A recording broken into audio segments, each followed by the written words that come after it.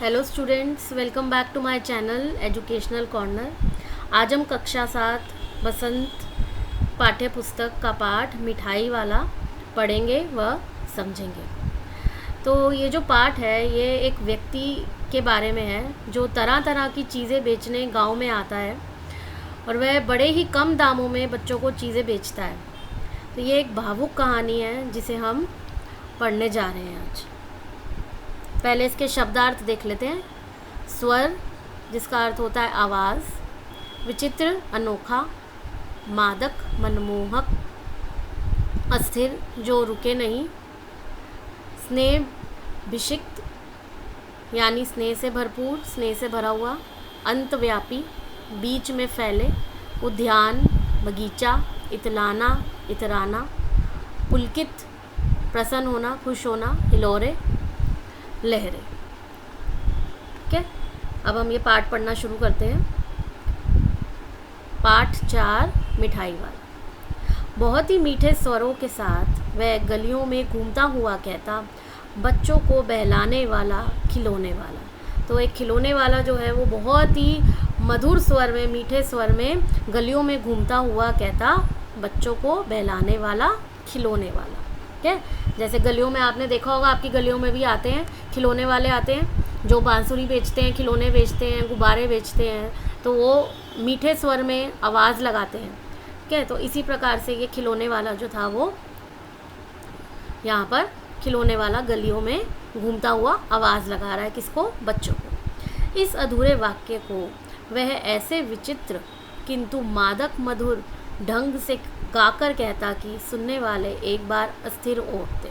तो ये जो वाक्य है, बच्चों को बहलाने वाला, खिलौने वाला, ये एक विचित्र वाक्य है, अलग है, अनोखा है। ठीक है, किंतु मादक, किसी मधुर स्वर में, मनमोहक स्वर में इस तरीके से बोलता कि जो भी इसको सुनता वो अस्थिर हो उठता। अस्थिर यानी कि उससे रुका ना जाता। उसके स्नेहाभिषिक्त कंठ से फूटा हुआ गान सुनकर निकट के मकानों में हलचल मच जाती। तो स्नेहाभिषिक्त मतलब क्या होता है? स्नेह से भरपूर। तो जो आवाज़ वो लगाता था, जो गाना वो गाता था, कंठ मतलब गला, गले से ऐसा गाना निकलता था कि आसपास के, निकट के सारे मकान, आसपास के जितने मकान थे उनमें हलचल हो जाती थी। तो सारे लोग उसकी आवाज़ सुनते और वहाँ पर सब जगह हलचल हो जाती। छोटे छोटे बच्चों को अपनी गोद में लिए युवतियाँ चिको को उठाकर छज्जों पर नीचे झांकने लगती। तो छोटे छोटे बच्चों को माएँ क्या करती थी? अपनी गोद में उठाकर, चिको को उठाकर, गोद में लेकर चिको को उठाकर, चिक क्या होती है? जैसे बांस से बना हुआ पर्दा। ठीक है, तो उनको उठाकर छज्जों से नीचे झांकने लगती। गलियों और उनके अंतव्यापी छोटे छोटे उद्यानों में खेलते और इठलाते हुए बच्चों का झुंड उसे घेर लेता और तब वह खिलौने वाला वहीं बैठकर खिलौने की पेटी खोल देता। तो गलियों और अंतव्यापी यानी कि बीच में फैले छोटे छोटे बगीचे, वहाँ पर जो बच्चे खेलते थे, उन बच्चों में जो बच्चों का झुंड होता था, बच्चों का जो झुंड था वो भी इस खिलौने वाले को वहीं पे घेर लेता था। तो खिलौने वाला वहीं बैठ जाता था और अपनी पेटी को खोल लेता था। बच्चे खिलौने देखकर पुलकित हो उठते। पुलकित यानी प्रसन्न या खुश होना, बहुत खुश हो जाते थे। खिलौने देखकर सारे बच्चे प्रसन्न ही होते हैं, तो इसी प्रकार से बच्चे जो हैं वो खिलौने देखकर बहुत खुश हो जाते थे। वे पैसे लाकर खिलौने का मोल भाव करने लगते। तो वो पैसे लाकर जो है वो खिलौने वाले से उसका मोल भाव करने लगते। पूछते, इचका दाम क्या है? ऑल इचका। तो बच्चे जो हैं वो तुतला कर बोल रहे हैं कि इसका दाम क्या है।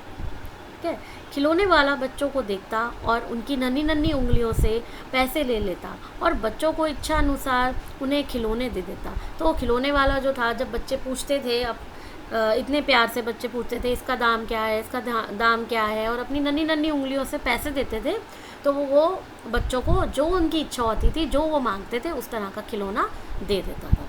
खिलौने लेकर फिर बच्चे उछलने कूदने लगते और तब फिर खिलौने वाला उसी प्रकार गाकर कहता, बच्चों को बहलाने वाला, खिलौने वाला। तो खिलौने लेकर बच्चे बहुत खुश हो जाते हैं, इसलिए वह उछल कूद करने लगते और खिलौने वाला जो है वो फिर गाने लगता, बच्चों को बहलाने वाला, खिलौने वाला। सागर की हिलोर की भांति उसका यह मादक गान गली भर के मकानों में इस ओर से उस ओर तक लहराता हुआ पहुंचता और खिलौने वाले आगे बढ़ जाते। तो सागर की हिलोरों की समान, यानी कि जो जैसे जिस प्रकार सागर की लहरें होती हैं, उसी प्रकार उसका जो ये मादक मधुर गान था, जो मधुर गान ये गाता था, वो हर गली में, एक गली से लेकर दूसरी गली तक, एक मकान से लेकर दूसरी मकान में पहुंच जाता और वो ऐसे बोलते बोलते वह आगे बढ़ जाता। राय विजय बहादुर के बच्चे भी एक दिन खिलौने लेकर घर आए। वे 2 बच्चे थे, चुन्नू और मुन्नू। तो राय बहादुर जी जो हैं उनके भी यहाँ पर 2 बच्चे बताए हैं, वो भी खिलौने लेकर घर आए, जिनका नाम है चुन्नू और मुन्नू। चुन्नू जब खिलौने ले आया तो बोला, मेला खोला कैचा चुंदल है। तो वो तोतले में बोल रहा है कि मेरा जो घोड़ा है वो किस प्रकार से सुंदर है। मुन्नू बोला, ऑल देखो मेला कैसा सुंदर है। तो मुन्नू ने भी बोला कि देखो मेरा कैसा सुंदर है। नेक्स्ट पेज पे हमारे शब्दार्थ हैं निरखती, देखती, निश्चय, पक्का, उस्ताद, किसी कला का माहिर। दोनों अपनी हाथी घोड़े लेकर घर भर में उछलने लगे। इन बच्चों की माँ रोहिणी कुछ देर तक खड़े खड़े उनका खेल निरखती रही। तो दोनों बच्चे जो हैं वो हाथी और घोड़े लेकर खेल घर में उछलने लगे। तो इनकी जो माँ है, उनका नाम क्या है, रोहिणी। तो रोहिणी जो है वो उनको खड़े खड़े जो है वो देखती रही। कई बार होता है माँ जो है वो बैठकर चुपचाप से या छुप के अपने बच्चों को खेलते हुए देखती है, बातें करते हुए देखती है। तो उसी प्रकार से रोहिणी भी जो है बच्चों को खेलते हुए खड़े होकर देख रही थी। अंत में दोनों बच्चों को बुलाकर उसने पूछा, अरे ओ चुन्नू मुन्नू, ये खिलौने तुमने कितने में लिए हैं? तो अंत में जब वो खेल चुके तो दोनों बच्चों को बुलाकर रोहिणी ने पूछा कि तुमने ये खिलौने कितने में लिए हैं? मुन्नू बोला, 2 पैसे में खिलौने वाला दे गया है। तो मुन्नू ने बताया कि 2 ही पैसे में खिलौने वाले ने हमें ये दे दिए। रोहिणी सोचने लगी, इतने सस्ते कैसे दे गया है, कैसे दे गया है ये तो वही जाने, लेकिन दे तो गया ही है, इतना तो निश्चय है। तो रोहिणी सोचने लगी कि इतने सस्ते खिलौने, 2 पैसे में खिलौने कहाँ आते हैं। तो अब वो यही सोचने लगी, अच्छा दे तो गया है, वही जाने इतने सस्ते में कैसे दे गया है। एक ज़रा सी बात ठहरी, रोहिणी अपने काम में लग गई। फिर कभी उसे इस पर विचार करने की आवश्यकता भी भला क्यों पड़ती। तो फिर एक ज़रा सी बात थी, ये छोटी सी बात थी, फिर रोहिणी अपने काम में लग गई, घर के कामों में लग गई। जिस प्रकार से कई बार हम भी ऐसे ही होते हैं, हम जब कोई बात करते हैं उसके बाद हम अपने काम में लग जाते हैं, हमारा ध्यान भटक जाता है, तो हम अपने काम में लग जाते हैं। इसी प्रकार से वो भी अपने काम में लग गई, घर के काम में लग गई। उसके बाद फिर उसने इस बात पर कभी विचार नहीं किया। 6 महीने बाद नगर भर में 2-4 दिनों से एक मुरली वाले के आने का समाचार फैल गया। तो अब 6 महीने बाद वहीं उसी नगर में 2-4 दिनों से एक मुरली वाले के, बांसुरी वाले के आने का जो है वहाँ पे समाचार फैल गया। लोग कहने लगे, भाई वाह, मुरली बजाने में वह एक ही उस्ताद है। तो लोग कहने लगे उसके बारे में कि वह मुरली बजाने में उस्ताद है। उस्ताद यानी वो एक्सपर्ट है, वह कला में माहिर है। मुरली बजाकर गाना सुनाकर वह मुरली बेचता भी है, सो भी 2-2 पैसे हैं। तो वो मुरली बजाता भी है, गाना भी सुनाता है और मुरली को बेचता भी है, और कितने में? 2-2 पैसे में। भला इसमें उसे क्या मिलता होगा, मेहनत भी तो ना आती होगी। तो लोग यही सोच रहे थे कि भला उसमें 2-2 पैसे में उसको क्या मिलता होगा, मेहनत कर रहा है इतनी, फिर भी वो ज़्यादा कुछ नहीं ले रहा। एक व्यक्ति ने पूछ लिया, कैसा है वह मुरली वाला, मैंने तो उसे नहीं देखा। उत्तर मिला, उम्र तो उसकी अभी अधिक ना होगी, यही 30-32 का होगा। दुबला पतला गोरा युवक है, बीकानेरी रंगीन साफा बांधता है। वही तो नहीं जो पहले खिलौने बेचा करता था? क्या वह पहले खिलौने भी बेचा करता था? तो एक व्यक्ति ने जो है वो पूछा कि मुरली वाला किस प्रकार से दिखता है। तो उसे उत्तर मिला कि उम्र तो ज़्यादा नहीं है, 30-32 साल का है वो, और दुबला पतला है, गोरा है, और वो बीकानेरी साफा जो है सर पर बांधता है। देखिए यहाँ चित्र में दिया हुआ है, साफा बांधता है। तो लोगों को लगा कि कहीं ऐसा तो नहीं वो पहले खिलौने बेचता था, वही तो नहीं जो पहले खिलौने बेचता था। शब्दार्थ मृदुल स्वर, मीठा स्वर, स्मरण यानी कि याद। हाँ, जो आकार प्रकार तुमने बतलाया उसी प्रकार का वह भी था, तो वही होगा। पर भाई है वह एक उस्ताद। तो फिर जो लोग थे वो आपस में बात करने लगे कि जिस प्रकार का तुमने आकार बताया, जिस प्रकार का वो दिखता है, जो वो पहनता है, तो था खिलौने वाला भी उसी प्रकार का। प्रतिदिन इसी प्रकार उस मुरली वाले की चर्चा होती। प्रतिदिन नगर के प्रत्येक गली में उसका मादक मृदुल स्वर सुनाई पड़ता, बच्चों को बहलाने वाला मुरलिया वाला। तो अब उसने जो है अपना वाक्य बदल लिया था, क्या था? बच्चों को बहलाने वाला मुरलिया वाला।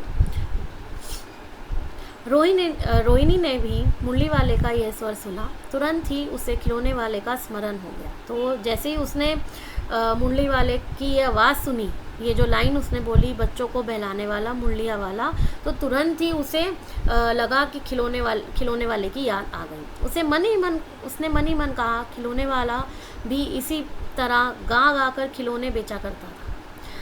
तो वो भी खिलौने वाला भी गा गा कर ही खिलौने बेचता था। रोहिणी उठकर अपने पति विजय बाबू के पास गई। ज़रा उस मुरली वाले को बुलाओ तो चुन्नू मुन्नू के लिए ले लूँ, क्या पता ये फिर इधर आए ना आए। वे भी जान पड़ता है पार्क में खेलने निकल गए हैं।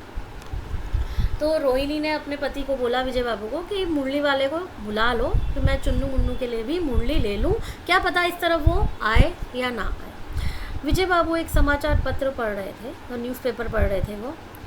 उसी तरह उसके लिए हुए वे दरवाजे पर आकर मुरली वाले से बोले, क्यों भाई, किस तरह देते हो मुरली? तो विजय बाबू ने मुरली वाले से पूछा, जैसे ही वो दरवाजे पे आया, कि किस तरह देते हो मुरली? किसी की टोपी गली में गिर पड़ी, किसी का जूता पार्क में ही छूट गया, और किसी की सोदनी पजामा ही ढीली होकर लटक आई है। इस तरह दौड़ते हफ्ते। तो उन्होंने क्या बोला कि किसी की टोपी गिर गई, किसी का जूता जो है वो छूट गया पार्क में, किसी का पजामा ढीला है वो लटक रहा है। तो इस तरह से दौड़ते हफ्ते। यहाँ पे शब्दार्थ देख लेते हैं। एहसान, उपकार, अप्रदीप, उदास, ग्राहक, खरीदने वाला, दस्तूर, नियम। हुए बच्चों का झुंड आ पहुंचा। एक स्वर से सब बोल उठे, हम भी लेंदे मुरली, हम भी लेंदे मुरली। तो बच्चे जो है वो, किसी की टोपी गिर गई, किसी का पजामा ढीला हो गया, क्या, तो बच्चे जो है वो एक झुंड बनाकर आ ही पहुँचे मुरली वाले के पास, और एक ही स्वर में बोले कि हम भी मुरली लेंगे। मुरली वाला हर्षगद हो गया, मतलब मुरली वाला बहुत खुश हो गया। बोला, सबको देंगे भैया, लेकिन ज़रा रुको, ठहरो, एक एक को देने दो। तो मुरली वाला क्योंकि इतना ज़्यादा झुंड बन गया था वहाँ पर, तो इसलिए उसने कहा कि सबको मुरली दूंगा, बट एक एक करके मुरली दूंगा। अभी इतनी जल्दी हम कहीं लौट थोड़ी जाएंगे, बेचने तो आई हैं, और हैं भी इस समय मेरे पास एक दो नहीं, पूरी 57। तो उसने बताया कि मेरे पास जो है वो एक दो मुरली नहीं है, मैं तो बेचने ही आया हूँ यहाँ पे, तो मेरे पास पूरी 57 मुरलियाँ हैं। हाँ बाबूजी, क्या पूछा था आपने, कितने में दी तो वैसे 3-3 पैसे के हिसाब से है, पर आपको 2-2 में ही दे दूँगा। तो जो विजय बाबू थे उन्होंने पूछा था, अभी कैसी दी है मुरली तुमने? तो वो बता रहा है कि मैं 3-3 पैसे में के हिसाब से है, पर आपको मैं 2-2 पैसे में ही दे दूँगा। विजय बाबू भीतर बाहर दोनों रूपों में मुस्कुरा दिए। मन ही मन कहने लगे, कैसा है, देता तो सबको इसी भाव से है, पर मुझ पर उल्टा एहसान लाद रहा है। फिर बोले, तुम लोगों की झूठ बोलने की आदत होती है, देते होगे सभी को 2-2 पैसे में, पर एहसान का बोझा मेरे ही ऊपर लाद रहे हो। तो वह मुस्कुरा उठे विजय बाबू, और उन्होंने मन ही मन में क्या सोचा कि देता तो सबको 2-2 पैसे में ही है, पर मुझ पे एहसान जता रहा है उल्टा, कि मैं उस एहसान यानी उपकार जता रहा है कि मैं आपको 2-2 पैसे में दे दूँगा। तो फिर उन्होंने कहा, तो मैं तो झूठ बोलने की आदत होती है, देते तो सबको 2 पैसे में हो गए, पर मुझ पे एहसान जता रहे। मुरली वाला एकदम अप्रतिभ हो उठा, यानी कि उदास हो गया। बोला, आपको क्या पता बाबूजी कि इनकी असली लागत क्या है, मतलब असली कीमत इसकी क्या है। यह तो ग्राहकों का दस्तूर होता है कि दुकानदार चाहे हानि उठाकर चीज़ क्यों ना बेचे, पर ग्राहक यही समझते हैं दुकानदार मुझे लूट रहा है। तो उसने बोला कि ग्राहकों का दस्तूर होता है, दस्तूर यानी नियम होता है कि दुकानदार चाहे नुकसान में किसी चीज़ को क्यों ना बेचे, पर ग्राहक को यही लगता है कि दुकानदार तो महंगा बेच रहा है और मुझे लूट रहा है। आप भला काहे को विश्वास करेंगे, लेकिन सच पूछिए तो बाबूजी असली दाम 2 ही पैसा है। उसने कहा ठीक है, असली दाम यही है, 2 ही पैसा। आप कहीं से 2 पैसे में ये मुरली नहीं पा सकते। उसने कहा आपको कहीं से 2 पैसे में ये नहीं मिलेगी। मैंने तो पूरी 1000 बनवाई थी, तब मुझे इस भाव पर पड़ी। तो उसने ज़्यादा बनवाई थी, क्वांटिटी 1000 बनवाई, तो इसलिए उसको सस्ती पड़ी। विजय बाबू बोले अच्छा, मुझे ज़्यादा वक्त नहीं, जल्दी से 2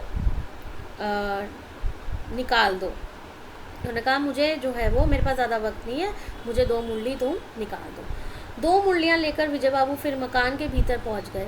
मुरली वाला देर तक उन बच्चों के झुंड में मुरली बेचता रहा। तो विजय बाबू 2 मुरलियाँ लेकर मकान के भीतर अंदर चले गए और मुरली वाला जो है वो बच्चों के झुंड में ही खड़ा रहा और वहाँ पर मुरलियाँ ही बेचता रहा। उसके पास कई रंग की मुरलियाँ थी, तो अलग अलग रंग की मुरलियाँ थी। बच्चे जो रंग पसंद करते, मुरली वाला उसी रंग की मुरली निकाल देता। तो जो बच्चे पसंद करते उनको वो मुरली वो दे देता। यह बड़ी अच्छी मुरली है, तुम यही ले लो बाबू। राजा बाबू तुम्हारे लायक तो बस यही है। हाँ भाई, तुमको वही देंगे, ये लो, तुमको वैसी ना चाहिए। तो वह मुरली जो है वो, ये अच्छी मुरली है, ये तुम ये ले लो राजा बाबू। तो बच्चों को इस तरीके से वो जो है वो मुरली बेच रहा था। शब्दार्थ फेरी वाला यानी घूम घूम कर जो सामान बेचते हैं उनको फेरी वाला कहते हैं। स्नेहसिक्त प्रेम से भरा हुआ। अजानुलंबित घुटने तक लंबे। नारंगी रंग की, अच्छा वही लो। ले आए पैसे, अच्छा ये लो तुम्हारे लिए, मैंने पहले ही से यह निकाल रखी थी। तुमको पैसे नहीं मिले, तुमने अम्मा से ठीक से तरह मांगे ना होंगे। तो वो बच्चों से बातें कर रहा है, ये बच्चों के साथ जो है उसकी बातें हैं कि ये नारंगी कलर की ले लो, रंग की तुम ये मुरली ले लो और पैसे ले आए, इतने पैसे में मिलेगी, ये सब जो है वो बच्चों के साथ बात हो। धोती पकड़कर पैरों में लिपटकर अम्मा से पैसे मांगे जाते हैं। तो उस बच्चों को समझा रहा है कि तुमने अम्मा से अपने जो है पैसे ठीक से मांगे नहीं होंगे, इसलिए उन्होंने तुम्हें पैसे दिए नहीं। पैसे कैसे मांगे जाते हैं, नीचे उनके पैरों में लिपटकर तुम अम्मा से पैसे मांगते हैं, वो तुम्हें ज़रूर देती। हाँ फिर जाओ, अब की बार मिल जाएंगे, दुअन्नी है। 2 तो क्या हुआ, ये लो पैसे वापस लो। ठीक हो गया ना हिसाब, मिल गए पैसे। देखो मैंने तरकीब बताई। अच्छा अब तो किसी को नहीं लेना, सब ले चुके। तुम्हारी माँ के पास पैसे नहीं हैं, अच्छा तुम भी ये लो। अच्छा तो अब मैं चलता हूँ। इस तरह मुरली वाला फिर आगे बढ़ गया। तो इस तरह से वो बातें करने लगा कि ये पैसे तुम्हारे पास नहीं है, अच्छा कोई बात नहीं, तुम भी मुरली लो। उसको पैसों का लालच नहीं था मुरली वाले को, वो सब बच्चों को मुरली जो है वो दे के वहाँ से आगे बढ़ गया। आज अपने मकान में बैठी हुई रोहिणी मुरली वाले की सारी बातें सुनती रही। आज भी उसने अनुभव किया, बच्चों के साथ इतने प्यार से बातें करने वाला फेरी वाला पहले कभी नहीं आया। तो उसको ये चीज़ का अनुभव था रोहिणी जो है मुरली वाले के बारे में सोच रही थी और उसको इस चीज़ का अनुभव था। ये सोचा उसने कि वो कितने प्यार से बच्चों से बातें करता था। इस तरह का फेरी वाला, मतलब जो घूम घूम कर सामान बेचता है, वो मैंने पहले कभी नहीं देखा। फिर वह सौदा भी कैसा सस्ता बेचता है, मतलब जो सामान लाता है, सौदा क्या है, सामान, जो भी सामान लाता है किस प्रकार से बहुत सस्ता बेचता है। भला आदमी जान पड़ता है, समय की बात है, जो बेचारा इस तरह मारा मारा फिरता है, पेट जो ना कराए सो थोड़ा। तो उसने क्या सोचा कि आदमी जो है वो बड़ा ही अच्छा आदमी है। क्यों? क्योंकि वो बड़ा ही सस्ता सामान बेचता है बच्चों को। समय की बात है, बेचारा मारा मारा फिरता है और अलग अलग चीज़ें बेचता है। इसी समय मुरली वाले का क्षीण स्वर दूसरी निकट की गली से सुनाई पड़ा, बच्चों को बहलाने वाला मुरलिया वाला। तो इसी वक्त जो है वो मुरली वाले की एक आवाज़ उसको जो है वो दूसरी गली से सुनाई दी। रोहिणी इससे सुनकर मन ही मन कहने लगी, और स्वर कैसा मीठा है इसका, तो इसका स्वर जिस तरह ये गाकर बुलाता है बच्चों को, कितना मीठा है। बहुत दिनों तक रोहिणी को मुरली वाले का वह मीठा स्वर और उसकी बच्चों के प्रति वे स्नेह सिक्त बातें याद आती रही। तो बहुत दिनों तक रोहिणी को मुरली वाले के बारे में उसकी याद आती रही कि वो किस तरह मीठे स्वर में बच्चों को बुलाता है, और स्नेह सिक्त यानी प्रेम से भरा हुआ बातें जो वो करता है वो प्रेम से भरी होती हैं, जो बच्चों को हमेशा याद रहती हैं। महीने के महीने आए और चले गए, फिर मुरली वाला न आया। धीरे धीरे उसकी स्मृति भी क्षीण हो गई। तो फिर धीरे धीरे महीने बीतते गए, मुरली वाला ना आया, और उसकी जो यादें थी वो भी जो है वो धीरे धीरे क्षीण यानी कमज़ोर होती गई।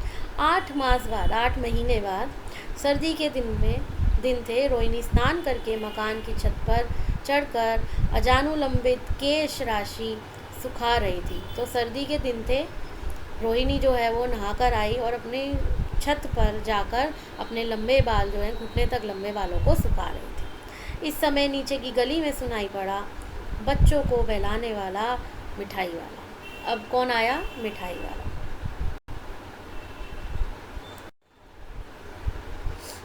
शब्दार्थ देख लेते हैं। परिचित, जाने पहचाने, निकट, नज़दीक, ओट यानी आड़, जायकेदार, स्वादिष्ट। मिठाई वाले का स्वर उसके लिए परिचित था। परिचित मतलब जाना पहचाना था। झट से रोहिणी नीचे उतर गई।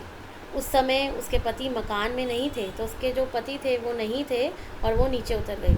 उनकी वृद्धा दादी थी, मतलब उनकी जो दादी थी वो बूढ़ी थी। रोहिणी उनके निकट आकर बोली, दादी, चुन्नू मुन्नू के लिए मिठाई लेनी है, ज़रा कमरे में चलकर ठहराओ। मैं उधर कैसे जाऊं? कोई आता ना हो, ज़रा हटकर मैं भी चिक्की ओट में बैठी रहूँगी। तो उन्होंने क्या बोला कि मिठाई वाला जो है वो मिठाई वाले को वहाँ पे ठहराओ, मेरे को चुन्नू मुन्नू के लिए मिठाई लेनी कमरे में, और मैं जो है वो चिक्की ओट में आड़ में बैठी रहूँगी।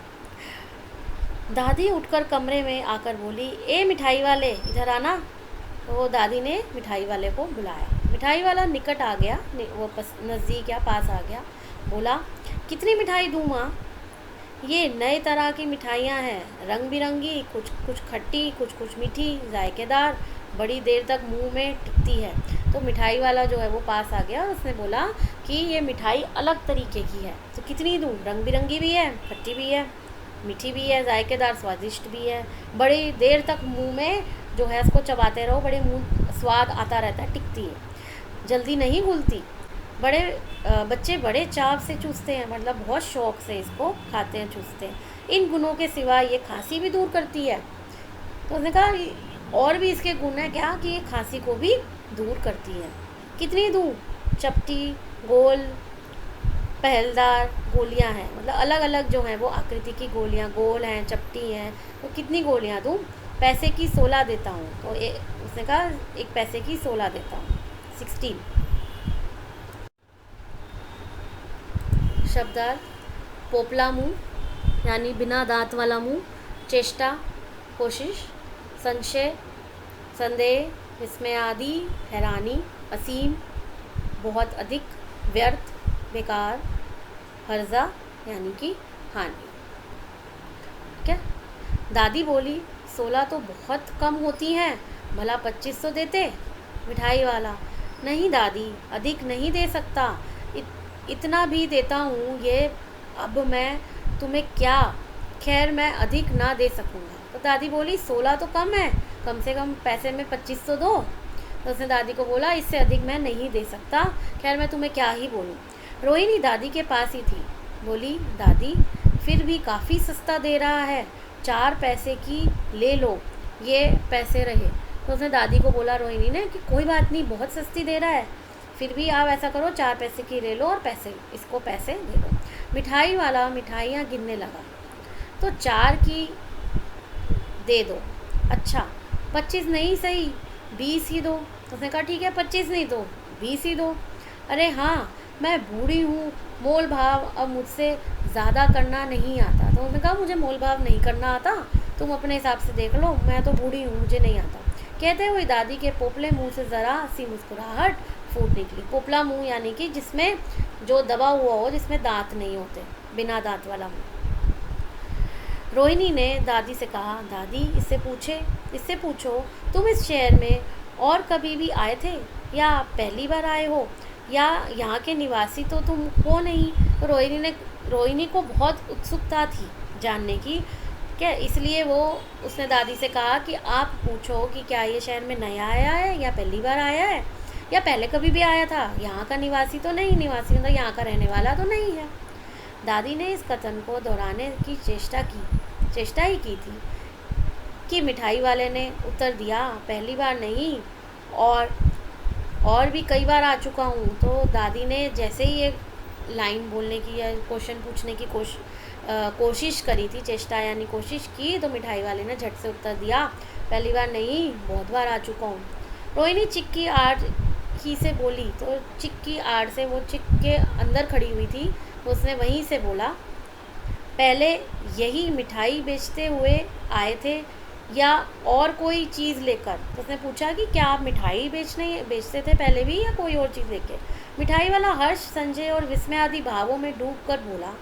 हर्ष यानी खुशी, संशय यानी संदेह, विस्मय आदि यानी हैरानी। तो उसके मन में ये सारे भाव जो हैं वो घूम रहे थे और वो इन भावों में डूब कर बोला, इससे पहले मुरली लेकर आया था। तो इससे पहले मैं मुरली वाला था, मुरली बेचता था, उससे पहले खिलौने लेकर, जिससे पहले खिलौने वाला था। रोहिणी का अनुमान ठीक निकला। अनुमान मतलब हाँ ठीक, उसको समझ आ गया कि ये वही है। अनुमान मतलब गेस जो कर रही थी वो। अब तो वह उससे और भी कुछ बातें पूछने के लिए अस्थिर हो थी, तो अब और भी बातें उससे पूछना चाहती थी।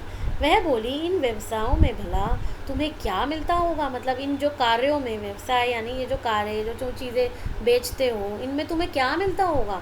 वह बोला, मिलता भला क्या है, यही खाने भर को मिल जाता है, कभी नहीं भी मिलता, पर हाँ संतोष, धीरज और कभी कभी असीम सुख ज़रूर मिलता है, और यही मैं चाहता भी हूँ। उसने बोला, मिलता तो कुछ नहीं है मुझे, कभी खाने का मिल जाता है, कभी मैं भोजन कर लेता हूँ, कभी मेरे को भोजन नहीं मिल पाता क्योंकि इतने पैसे ही नहीं होते, पर हाँ संतोष मिलता है मुझे, संतुष्टता मिलती है, धीरज मिलता है मुझे, और मुझे जो है असीम सुख मिलता है, बहुत अधिक सुख मिलता है, जो मैं बच्चों को खिलौने और मिठाई और जो ये सारे सामान बेचता हूँ, मुझे उससे जो है वो सुख मिलता है। सो कैसे, वह भी बताओ। अब व्यर्थ उन बातों की क्यों चर्चा करूं, उन्हें आप जाने ही दे, उन बातों को सुनकर आपको दुखी होगा। तो उसने पूछा, अच्छा कैसे, ये बताओ। तो उसने कहा, व्यर्थ ही मैं उन बातों को, बेकार में उन बातों की चर्चा, उन बातों के बारे में क्यों जाने हम, जिन बातों से हमें दुख होगा। जब इतना बताया है तब और भी बता दो, मैं बहुत उत्सुक हूँ, तुम्हारा हर्जा होगा, मिठाई में और भी ले लूँगी, मिठाई में और भी ले लूँगी। उसने कहा, ठीक है और भी बातें मुझे बता दो, मैं तो उत्सुक हूँ जानने के लिए, मैं जानना चाहती हूँ, और इसमें तुम्हारी हानि नहीं है, इसमें तुम्हें कोई नुकसान नहीं होगा बताने में, मिठाई तो मैं तुमसे और भी ले लूँगी। शब्दार्थ देख लेते हैं यहाँ पे। अतिशय, अत्यधिक, प्रतिष्ठित, इज्जतदार, सजीव जिसमें जान हो, अटखेलियाँ, लीलाएँ, कोलाहल, शोर, विधाता, भगवान, तत्काल, तुरंत। अतिशय गंभीरता के साथ मिठाई वाले ने कहा, मैं भी अपने नगर का एक प्रतिष्ठित आदमी था। तो अतिशय यानी कि अत्यधिक, गंभीरता, सीरियस होकर बात करना, मैं भी, उसने क्या बताया कि मैं अपने नगर का एक प्रतिष्ठित इज्जतदार आदमी था। मकान, व्यवसाय, गाड़ी घोड़े, नौकर चाकर, सभी कुछ था। उसने कहा सब कुछ था मेरे पास, मकान, व्यवसाय यानी काम, गाड़ी घोड़े, नौकर चाकर, सब कुछ था। स्त्री मेरी पत्नी थी, छोटे छोटे 2 बच्चे भी थे। मेरा वह सोने का संसार था। तो सब कुछ था, इसलिए वो सोने के संसार के समान था। बाहर संपत्ति का वैभव था, भीतर सांसारिक सुख था। तो बाहर यानी कि बाहर संपत्ति मतलब पैसा बहुत था, और भीतर जो है, घर के भीतर जो है वो सांसारिक सुख था, क्योंकि मेरी पत्नी थी, मेरे छोटे बच्चे थे, इसलिए मुझे सांसारिक सुख था।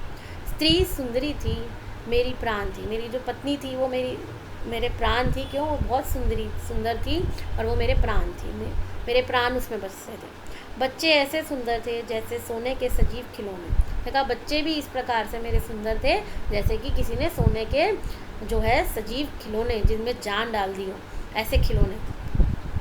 उनकी अटखेलियों के मारे घर में कोलाहल मचा रहता। अटकेलियाँ यानी लीलाएं, शैतानियाँ जो वो करते उसके कारण घर में शोर, कोलाहल यानी शोर मचा रहता था। समय की गति, विधाता की लीला। समय की गति यानी जैसे जैसे समय बढ़ता रहा, विधाता की लीला, भगवान की लीला। अब कोई नहीं है, अब मेरा कोई नहीं है। दादी प्राण निकाले नहीं निकले, इसलिए अपने उन बच्चों की खोज में निकला हूँ। तो वो दादी से बात करते हुए कहता कि मेरे जो प्राण हैं वो निकाले नहीं निकले, क्योंकि अब मेरा कोई नहीं है, मेरे प्राण तो फंसे हुए हैं, मेरे बच्चे, मेरी स्त्री, सब जो है वो मेरे साथ कोई भी नहीं है, मेरी पत्नी नहीं है। तो इसीलिए मैं अपने बच्चों को जो है खोजता रहता हूँ और उनकी खोज में निकला हूँ। वे सब अंत में होंगे तो यहीं कहीं, उनका होंगे तो वो यहीं कहीं, आखिर कहीं ना जन्मे ही होंगे। उस तरह रहता, घुल घुल कर मरता। तो उसने कहा अगर मैं ये सब काम नहीं करता तो मैं अंदर ही घुल घुल कर जो है वो मर जाता। इस तरह सुख संतोष के साथ मरूंगा। तो इस तरह, जिस तरह से मैं सामान बेच रहा हूँ, बच्चों के साथ मुझे वो सुख और संतोष मिलता है, संतुष्टता मिलती है।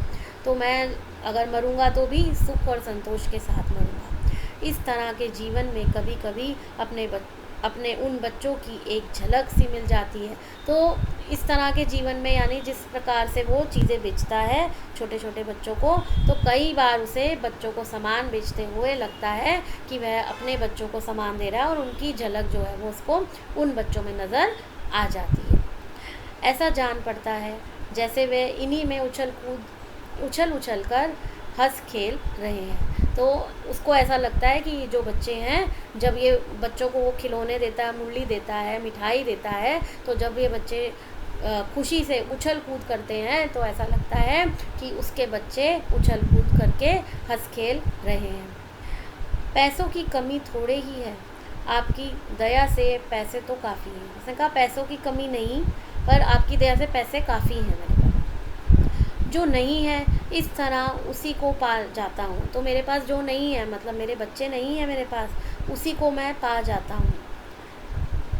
रोहिणी ने अब मिठाई वाले की ओर देखा। उसकी आंखें आंसुओं से तर थी। तो मिठाई वाले की जो ये कहानी थी, जो उसने अपनी कहानी बताई, तो जब रोहिणी ने उसकी तरफ, मिठाई वाले की ओर देखा, तो उसकी आंखें नम थी, उसकी आंखों से आंसू बह रहे थे। इसी समय चुन्नू मुन्नू आ गए। रोहिणी से लिपटकर उसका आंचल पकड़कर बोले, अम्मा मिठाई।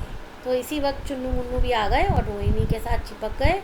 उसके साथ चिपक कर उसका आंचल पकड़ लिया और क्या बोले, अम्मा मिठाई। मुझसे लो, ये कहकर तत्काल कागज़ की 2 पुड़ियाँ मिठाइयों से भरी मिठाई वाले ने चुन्नू मुन्नू को दे दी। तो मिठाई वाले ने सुन लिया और उसने बोला कि मिठाई आओ मुझसे लो, और एक कागज़ की उसने 2 पुड़ियाँ बनाई, कागज़ को 2 हिस्सों में फाड़ दिया और उसमें कुछ मिठाइयाँ भर दी और वो चुन्नू मुन्नू को दे दी। रोहिणी ने भीतर से पैसे फेंक दिए। तो रोहिणी ने भीतर से, अंदर से उसको पैसे दे दिए। मिठाई वाले ने पेटी उठाई और कहा, अब इस बार ये पैसे न लूँगा। तो मिठाई वाले ने अपनी पेटी उठा के क्या कहा कि मैं ये पैसे न ले सकूँगा। दादी बोली, अरे अरे ना ना, अपने पैसे लिए जा भाई। उसने कहा जब सामान दिया है, मिठाई दी है, तो अपने पैसे ज़रूर लेकर जा। तब तक आगे फिर सुनाई पड़ा उसी प्रकार मादक मृदुल स्वर में, बच्चों को बहलाने वाला मिठाई वाला। तो मिठाई वाले ने पैसे नहीं लिए, वह आगे बढ़ गया और फिर दोबारा से उसी मृदुल आवाज़ में, मीठे स्वर में जो है वो उसकी आवाज़ आई, बच्चों को बहलाने वाला मिठाई वाला। मिठाई वाला किस तरीके से अपनी तकलीफ़ों को बता गया, उसकी आंखों में आंसू थे। रोहिणी भी बहुत उत्सुक थी जानने के लिए। तो उसको भी पता लग गया कि ये व्यक्ति इतने कम दामों में चीज़ें क्यों बेचता है। उसको मिठाई वाले को पैसे का कोई लोभ नहीं था, कोई लालच नहीं था, बल्कि वह तो बच्चों की खुशियों को ढूंढ रहा था और अपने बच्चों को ढूंढ रहा था। तो यह था पाठ मिठाई वाला। उम्मीद करती हूँ आपको समझ आया होगा। मिलती हूँ आपसे अगली वीडियो में इसके प्रश्न उत्तर के साथ। तब तक के लिए take care, see you all, good bye.